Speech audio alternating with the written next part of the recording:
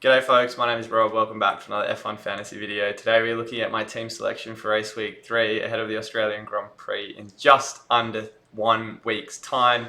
If you're enjoying the content, be sure to like the video and subscribe to the channel. So let's get straight into it. 283 points for race week 2, Saudi Arabia. Max Verstappen, extra DRS booster, so the 2 times multiplier on that 61 came away with 122 points. A lot of that was underscored by obviously his fastest lap and that driver of the day from starting a little bit further back on the grid based on that qualifying result we saw on the Saturday. So really helped by those 2 components of his scoring. But he did still manage to finish second behind his teammate Sergio Perez. Checo came away with 36 points, won the race. Overall, just a really strong weekend from the Mexican, and as some have been labeling him, the king of the street circuit. So a great result for the 2 Red Bull drivers, and that contributed to that 95 points for the constructor as well, as you can see at the bottom there. Fernando, he rounded out the podium positions, his second podium in 2 weeks with Aston Martin, just making a mockery of his price tag. But yeah, very consistent scoring from him through the first 2 weeks of the season. 23 points, cannot complain about that. His teammate, however, Lance Stroll, minus 14, that DNF really hurt him and Aston Martin.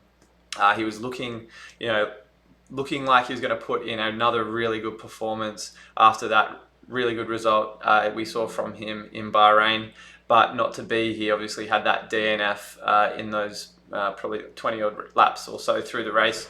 Don't quote me on that, but yeah, that minus 20 obviously hurt his final score. Although I really had high hopes for him. We saw a great qualifying on the Saturday, and then he pulled off that sensational move on the outside of Carlos Sainz early on the Sunday. So just a disappointing result for him there, but I'm sure he'll bounce back. For Australia, he's one of probably only 2 slots in my team kind of up for discussion, and I'll get into that in a moment. But yeah, that leads me into Logan Sargent, the other spot in my team. That's kind of the jury is a little bit out on. He had 2 points. Obviously, that didn't really help with that time he could not set in qualifying on the Saturday. So he started the race on Sunday with a minus 5, managed to make up a few positions, and he probably would have ended up or around 7 points had he been able to avoid that not classified minus 5 he got hit with.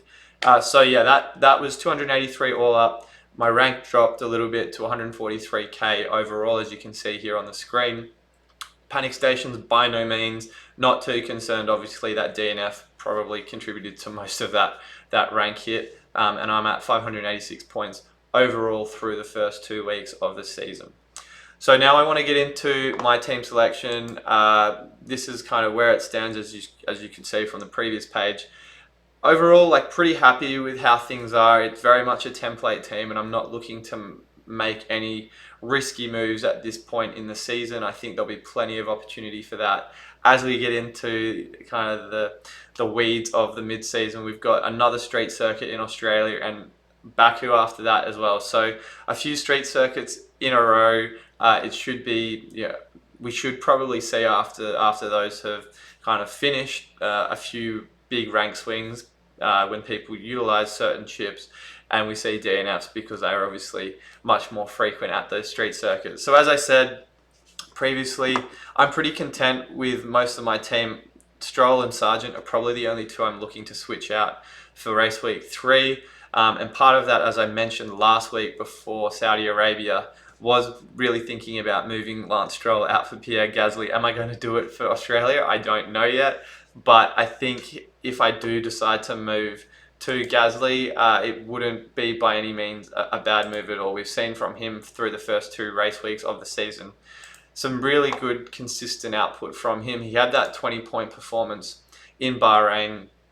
Part of that obviously had to do with the fact that he had his track time deleted, so I had to qualify 20th, and then made up a lot of those positions and overtakes from or against those midfield drivers ahead of him. So he's had back-to-back point finishes in the Alpine. I really think we're going to see, as I've said before, the Pierre Gasly of old in a much faster car, the 5th fastest on the grid from what we've seen so far. So he would be a logical move. That would leave me with 0.7 in the bank. There really isn't a lot of flexibility at 4.6 million left over. If I let's swing that Down here, if I was to say move Sargent, that really only gives me him or Hulkenberg to choose from. Not by any means ideal, but as I said, Sargent, he had 2 points, not by any means a huge score for him.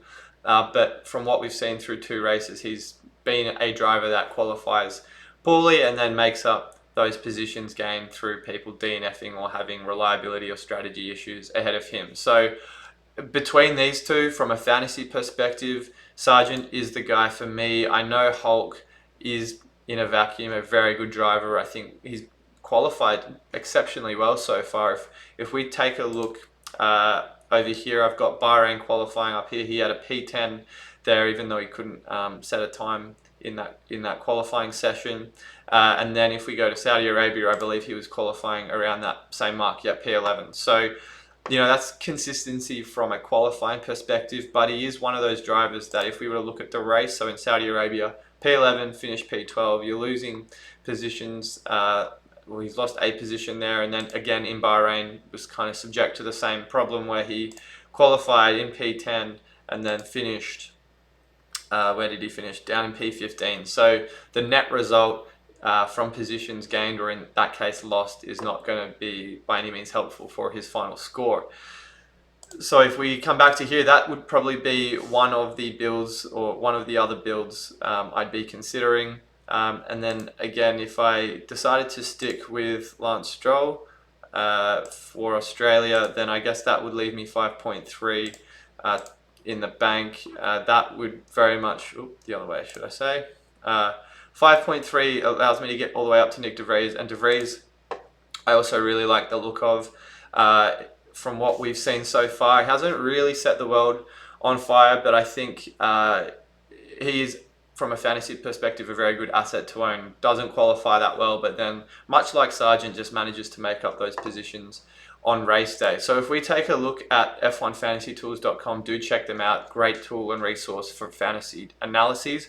I've filtered the points scored by positions gained. I don't want to look at overtakes for budget drivers just because they're not really in cars that are going to facilitate overtakes on track on a consistent basis. Particularly those Williams, the AlphaTauri is not really up there with race pace compared to their rivals. So we're really just going to concentrate on positions gained at the moment. If we focus our attention down here, I'm obviously excluding Verstappen and Gasly because they had qualifying positions over the last 2 races, much further back the field, similar to Leclerc as well in Saudi Arabia. So I'd direct you to these 5 guys here: De Vries, Sargent, Tsunoda, Magnussen, and even Albon. As I've pointed out, De Vries and Sargent really delivered consistently so far from those positions gained. 4.5, averaging 4 per race. Tsunoda again as well. So he's been able to really improve on some of his qualifying performances in 2023, his race performances. He's just missed out on the points in both races, P11 for Saudi Arabia and Bahrain. So he, as I've said in my watch list video, will be looking to secure a points finish sooner or later. So the De Vries, Sargent, Tsunoda, all guys I've got my eye on. Magnussen's also surprised me a little bit. I didn't think he would actually be delivering these kind of positions gained this early on. I thought he'd be very much in the same kind of situation to Hulkenberg, where he'd kind of qualify around that P10 and then lose positions over the course of the race. But he's delivered so far, although he is 2 million more than Hulkenberg, so just something to keep in mind there. So yeah, that's kind of where I'm at for my team selection for this week. Something I also wanted to consider was, given the Aston Martin reliability concerns, and if you haven't seen the news on that yet, this is something I saw on The Objective during the week. They reported that obviously, in addition to the Stroll DNF, Alonso also experienced a lack of power throughout the race. He was able to obviously rectify that due to certain changes with energy control, as we can see down here, and was as a result able to finish the race in one piece. But the concern still exists that reliability for Aston Martin isn't non-existent right now. So just something to keep in mind. I think they are still at that price point, a risk worth taking. But 2 DNFs, if we saw another DNF in Australia, then I think there would be serious reasons to think about looking elsewhere. So that's just something to think about. Check out this article on The Objective. We might hear more about this as we get closer to Australia, but was surprising to see both of the Aston Martin drivers had different reliability concerns in Saudi Arabia. So we'll come back to here. If you do want to look at another team build outside of the template which I've got on my screen, and you want to pivot away from being tripled up on the Aston Martin guys, I would do something like this. If this could potentially work for your team 2 or your team 3 if you're running more than one fantasy team in this season and also want to have a little bit of fun with more differential picks. So Ferrari would probably be the most logical slot for me.